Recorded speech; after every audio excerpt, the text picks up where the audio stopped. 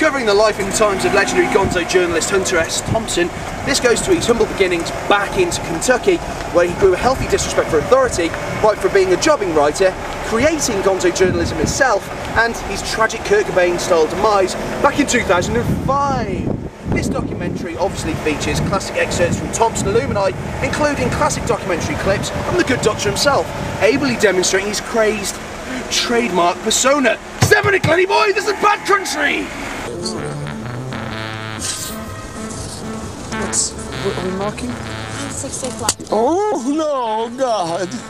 Help us, Jesus! I know it's in my interest, maybe the interest of the greater good, for me to smoke a joint and calm down.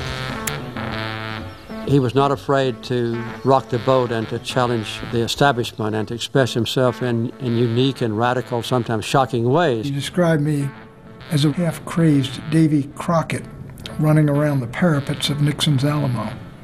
We were all amused by him. He was an interesting guy to be around. He asked you unexpected questions. Most people are surprised that I walk on 2 legs.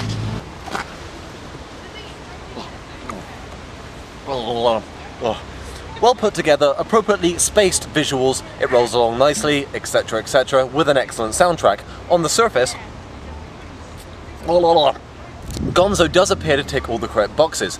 Those of you new to Thompson's work will no doubt find it an entertaining watch, and it certainly is the best of the recent raft of documentaries to appear since the writer's death. However, it only lightly touches on several of the more interesting times of Hunter, with the 80s in particular being brushed over in minutes, and the infamous porn star trial receiving scant attention. It's all heavily geared towards a revisionist angle of the late great doctor of journalism, becoming quite the love into the film adaptations, and not nearly enough time spent discussing the written word with which he welded. Such a mighty sway. Chrissy boy, what are you doing? You've got the field corner, pound more blues. My sweet! What did you do? Chug and run, chug and run, chug and run, chug and run, chug and run, chug and run. Well, in fact, I should eat some speed. No, it's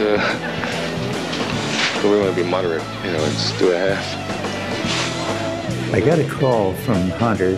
He invited Eleanor and I to meet him for dinner. When we got there, the waitress materialized and he said, bring me 3 margaritas and 6 beers. And the girl kind of laughed. She said, are you expecting some other people, sir? And he said, no. Find out what these 2 folks want, but bring me 3 margaritas and 6 beers. Listen carefully.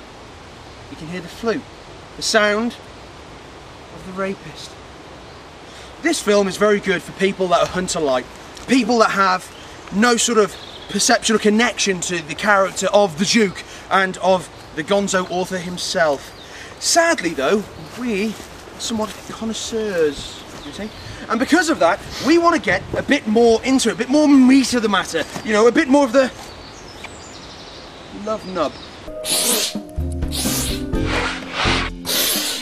He stops and he looks up at the dirt dealer and he says,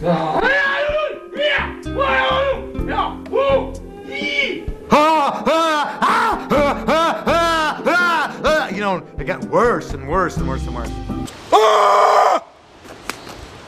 Gonzo is a good introduction to Hunter Thompson, but fails to get to the heart of the good doctor, being too busy worshipping the icon to try and deconstruct the man. Still a fun watch for newcomers and fans alike, but if you're really interested, check out Breakfast with Hunter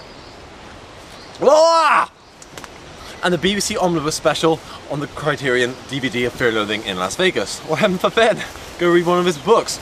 Gonzo is out to buy now.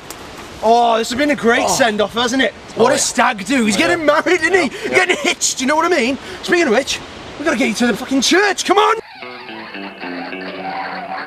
Next up, Rachel getting married. The impending marriage of her sister Rachel becomes the catalyst for Anne Hathaway's recovering addict Kim to return from rehab and try and reintegrate with Dar, the damaged self, back into family life. Past troubles and collective family trauma dog her throughout the wedding preparations as every new revelation threatens to unravel a very delicate demeanour. Is this too short? Oh my God! You are just minute! Oh, sorry.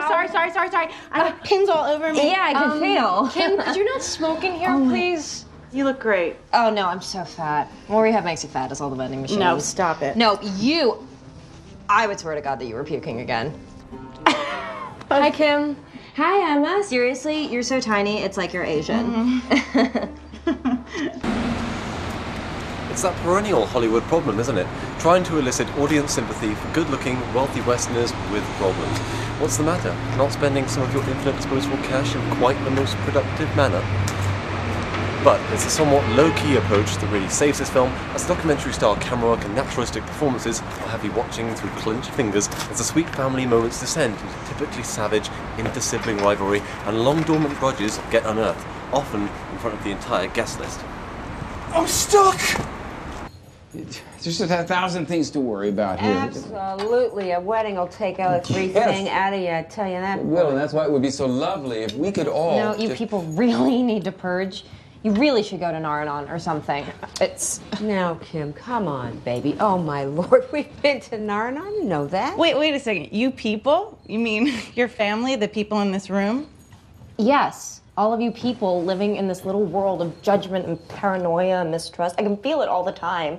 It's like the slightest sign of ingratitude or absence of atonement. It's like the fucking Salem witch trials around here. You know, I should just use again. Don't even start now. Don't even start. No, that's the way you make me feel. Kim, look at me. Nobody can make you feel any kind of way unless you let them. Period. The end. Thank you, Carol.